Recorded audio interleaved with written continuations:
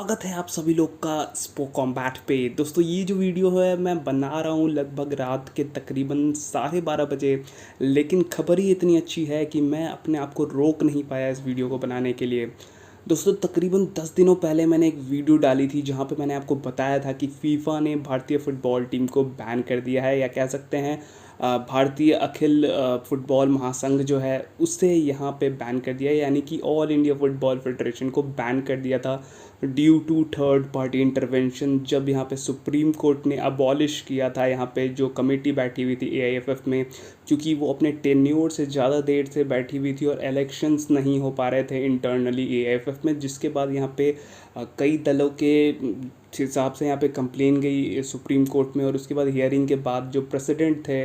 उस टाइम के, यानी कि प्रफुल्ल पटेल, जो कि मोर देन अ डिकेड से उस पोजीशन पे बैठे हुए थे और इलेक्शंस भी नहीं हो रहा था, उसके चलते ये जो बॉडी है डेमोक्रेटिक ना होने के चलते सुप्रीम कोर्ट ने उसे अबॉलिश कर दिया था और साथ में एक सीओए का गठन किया था, जो कि टेम्परोरी रूप से यहाँ पे इंडियन फुटबॉल की जो भी गतिविधियाँ होंगी उसके ऊपर वो ध्यान रख रही होगी। लेकिन ये बात जो है वो एएफसी यानी ऑल एशियन फुटबॉल कन्फेडरेशन और फीफा जो कि हेड बॉडी है वर्ल्ड फुटबॉल की, उसको पता चला और उसके बाद दोनों ने अपनी अपनी टीमें भेजी, एक जॉइंट टीम भेजी यहाँ पे इंडिया में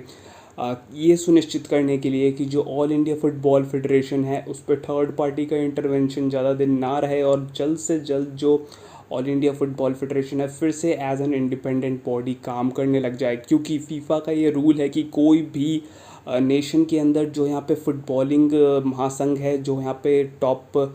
कह सकते हैं एपेक्स है यहाँ पे, वहाँ पे फुटबॉल का, वो बिल्कुल इंडिपेंडेंट बॉडी होनी चाहिए और उस पर कोई सा भी थर्ड पार्टी इंटरवेंशन नहीं होना चाहिए। लेकिन जब सुप्रीम कोर्ट ने यहाँ एएफएफ को अबॉलिश किया और साथ में सीओए भी यहाँ पे बहुत सारी ऐसी चीज़ें कर रहा था जिसके चलते यहाँ पे फीफा खुश नहीं था और उनका मेन एक तरीके से ये कहना था कि बहुत सारी ऐसी चीज़ें सीओए ने यहाँ पे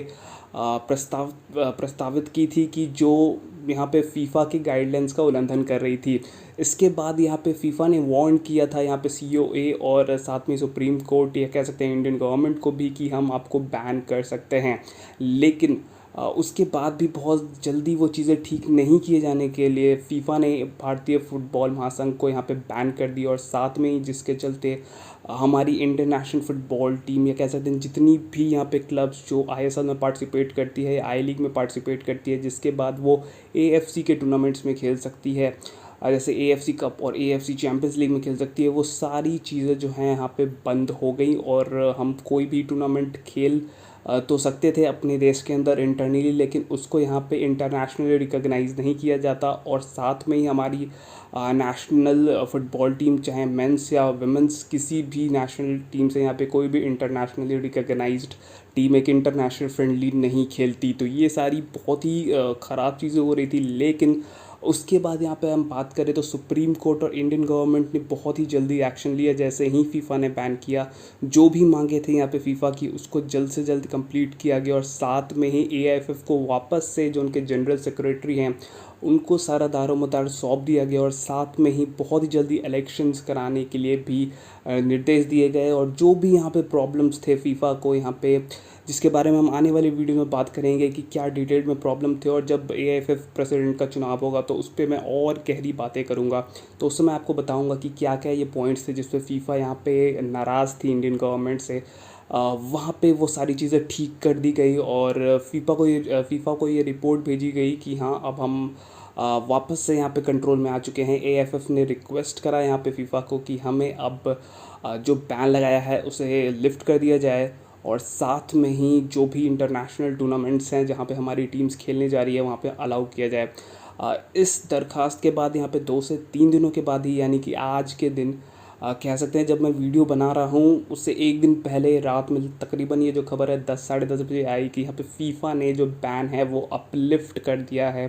भारतीय फुटबॉल से। यानी कि जो सबसे बड़ी खबर है वो ये है कि अंडर 17 वीमेंस वर्ल्ड कप जो कि इंडिया में होने वाला है, जो कि रद्द कर दिया गया था फीफा बैन के बाद, वो अब इंडिया में ही होगा। साथ में जो हमारी इंटरनेशनल मेंस टीम है, नेशनल मेंस टीम है, जो कि सितंबर के महीने में वियतनाम और सिंगापुर से वियतनाम में जाके इंटरनेशनल फ्रेंडलीज खेलने वाली थी, वो भी अब वो मैचेस खेलेगी। और साथ में ही एटीके मोहन बगान इंटर जोनल सेमीफाइनल्स में यहाँ पे